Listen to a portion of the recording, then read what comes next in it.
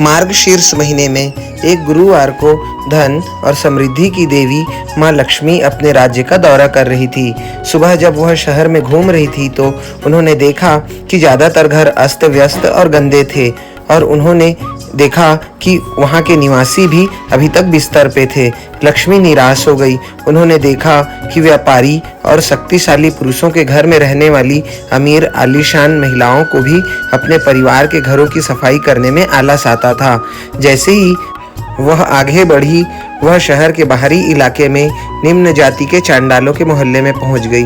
वहां मां लक्ष्मी को आश्चर्य हुआ कि जब उन्होंने देखा कि श्रेया नाम की एक गरीब चांडाल महिला ने अपने झोपड़ी साफ की है, अपने झोपड़ी के सामने दरवाजे पर झोटी चिता बनाई है और अपनी झोपड़ी में फल, फूल और साधारण प्रसाद के साथ मां लक्ष्मी की पूजा की है। मां लक्ष्मी इतना प्रसन्न हुई कि उन्होंने छोटी सी झोपड़ी में प्रवेश किया और गरीब महिलाओं द्वारा दिए गए प्रसाद को स्वीकार किया। चांडाल महिला ने अपने घर के अंदर देवी को देखकर अभिभूत हो गई और पूरी श्रद्धा के साथ मां लक्ष्मी की पूजा की। चांडाल महिला श्रेया की स्वच्छता और भक्ति की आदतों से प्रसन्न होकर मां लक्ष्मी ने उन्हें असीम धन, स्वास्थ्य, समृद्धि का आशीर्वाद दिया। उन्होंने श्रेया से यह भी कहा कि उसकी मृत्यु के बाद उसे वैकुंठपुरम में लक्ष्मी और विष्णु के साथ स्थान दिया जाएगा। जब मां लक्ष्मी श्रेया द्वारा दिया गया प्रसाद ग्रहण कर रही थी, तब भगवान जगन्नाथ के बड़े भाई बलभद्र को पता चला। जब मां लक्ष्मी श्री मंदिर में लौटी तो भगवान बलभद्र क्रोधित हो गए। उन्होंने भगवान जगन्नाथ से कहा, आपकी पत्नी चांडालों के घर में घुस गई है, उसने भोजन खाया है, उसने अपनी सामाजिक प्रतिष्ठा खो दी है। वह चांडाल के घर के भोजन को कैसे छू सकती है? अब वह इस पवित्र मंदिर में नहीं रह सकती। मां लक्ष्मी अब अशुद्ध हो गई है। भगवान जगन्नाथ अनिच्छुक थे। उन्होंने अपने बड़े भाई से विनती की। उन्होंने उन्हें समझाने की कोशिश की कि शायद समुद्र देवता की बेटी लक्ष्मी को अपनी गंभीर गलती का पता नहीं और उन्होंने उन्हें माफ करने को कहा। साथ ही वादा किया कि वे भविष्य में लक्ष्मी को निचली जाति के लोगों के घर जाने नहीं देंगे। हालांकि भगवान बलभद्र अड़े रहे। आखिरकार भगवान जगन्नाथ को उनके भाई ने मना लिया। उन्होंने मां लक्ष्मी से कहा, एक चांडाल महिला के हाथों से भोजन और प्रसाद स्वीकार करने से आप खुद एक चांडाल महिला बन गई हैं। आप इस पवित्र मंदिर में नहीं रह सकती। आपको यहाँ से चले जाना चाहिए। मां लक्ष्मी क्रोधित हो गई। उन्होंने विरोध किया, लेकिन भगवान जगन्नाथ राजी नहीं हुए। लक्ष्मी का अपमान किया गया। वे क्रोधित और आहत थी। वे और अधिक विनती करने में असमर्थ थी, इसलिए उन्होंने अपने सारे आभूषण उतार दिए और मंदिर से चली गई। जाते हुए मां लक्ष्मी ने जगन्नाथ से कहा, मेरा अपमान करके और मुझे भगाकर आप एक खतरनाक मिसाल कायम कर रहे हैं। हे प्रभु, किसी भी आदमी को अपनी पत्नी का इस तरह से अपमान नहीं करना चाहिए। मैं तुम्हें श्राप देती हूँ कि तुम भूखे मरोगे, तुम कष्ट भोगोगे और जब तक मैं ऐसा आदेश न दूं, तुम फिर से कुछ नहीं खा सकते। भगवान जगन्नाथ के मंदिर से क्रोधित और आहत लक्ष्मी समुद्र तट पर चली गई। वहां ब्रह्मांड की देवी दिव्य वस्तुकार भगवान विश्वकर्मा को बुलाती है। वह उन्हें एक नया महल बनाने का आदेश देती है, जिसका विश्वकर्मा तुरंत पालन करते हैं। फिर लक्ष्मी ने अष्ट बेतालों आत्माओं को बुलाया। वह उन्हें जगन्नाथ मंदिर में जाकर तबाही मचाने का आदेश देती है। लक्ष्मी के आदेश का पालन करते हुए बेताल मंदिर गए, सारा खाना खा गए, भंडारण में भी रखे अनाज को नष्ट कर दिया और खजाने, बर्तन, फर्नीचर का हर एक टुकड़ा ले गए। लक्ष्मी देवी का काम अभी पूरा नहीं हुआ था। उन्होंने निद्रा देवी को बुलाया और उन्हें भगवान जगन्नाथ और भगवान बलभद्र को अगले पूरे दिन सोने के लिए मजबूर करने का आदेश दिया। फिर लक्ष्मी ने देवी सरस्वती को बुलाया। उन्होंने उनसे अनुरोध किया कि हे सरस्वती, आप जानती हैं कि क्या हुआ है। मेरे पति और उनके भाई को उनके द्वारा किए गए पाप के लिए भुगतना चाहिए। अगर उन्हें सजा नहीं मिली तो इस धरती पर कोई भी आदमी कभी अपनी पत्नी का सम्मान नहीं करेगा। महिलाओं को असहाय पीड़ित के रूप में देखा जाएगा, जिससे सताया जा सकता है। ऐसा कभी नहीं होना चाहिए। सरस्वती मुस्काई और सिर हिलाया। अगले दिन जब जगन्नाथ और भगवान बलभद्र जागे तो वे चकित रह गए।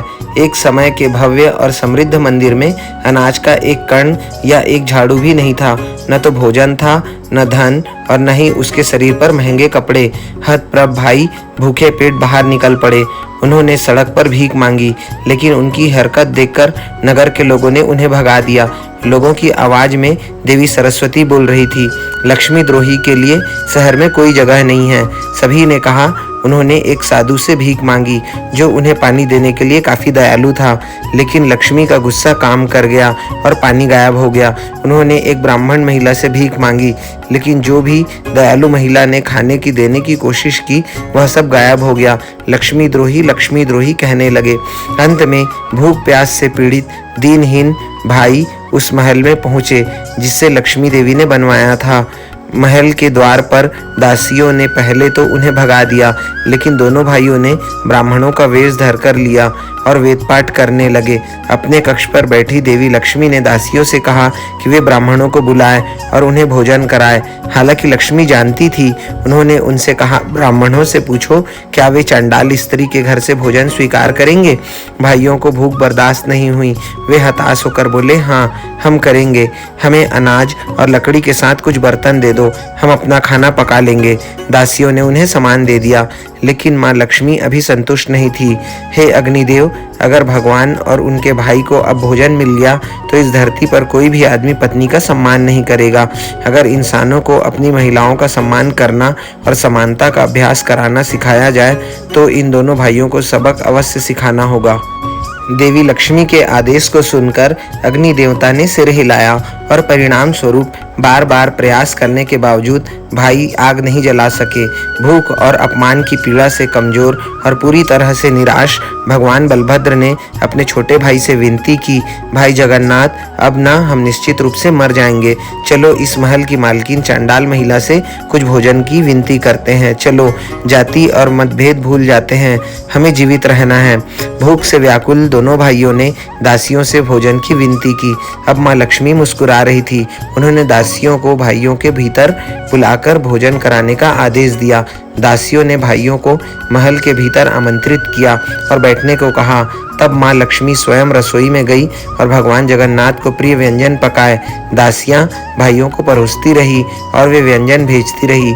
अंत में भगवान जगन्नाथ को एहसास हुआ कि भोजन का स्वाद लक्ष्मी के हाथों जैसा ही है। भाइयों को अंततः एहसास हुआ कि वे लक्ष्मी के महल में आए हैं। तब भगवान बलभद्र ने अपने भाई से कहा, लक्ष्मी को कष्ट पहुंचाकर हमने बहुत बड़ा पाप किया हुआ है। कृपया जाकर अपनी पत्नी का हाथ पकड़े और उनसे क्षमा मांगे। भगवान जगन्नाथ ने वैसा ही किया जैसा कहा गया था।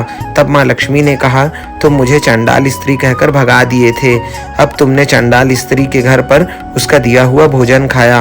भगवान जगन्नाथ को अब सहन नहीं हुआ। उन्होंने लक्ष्मी का हाथ पकड़ लिया और उनसे क्षमा मांगने लगे। तब भगवान जगन्नाथ और भगवान बलभद्र ने लक्ष्मी माता से याचना की वे मंदिर में वापस लौट जाए और उन्हें क्षमा करें। माँ लक्ष्मी ने भगवान जगन्नाथ को उनकी गलती का एहसास कराया था। उन्होंने उनसे वादा करने को कहा कि उनके राज्य में जाति के आधार पर कोई भेदभाव नहीं होगा। हे प्रभु, मुझसे वादा करो कि हमारे भक्तों में जाति के आधार पर कोई भेदभाव नहीं होगा।